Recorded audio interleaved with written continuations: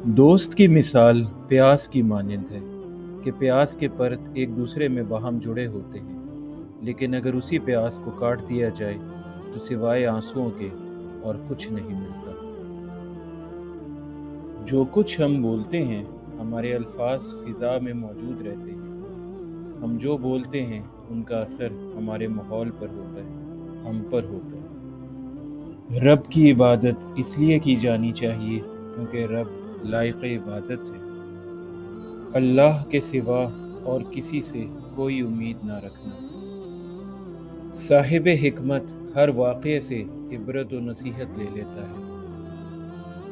जिसने सबके सामने दूसरे को नसीहत की, उसने उसे बिगाड़ दिया।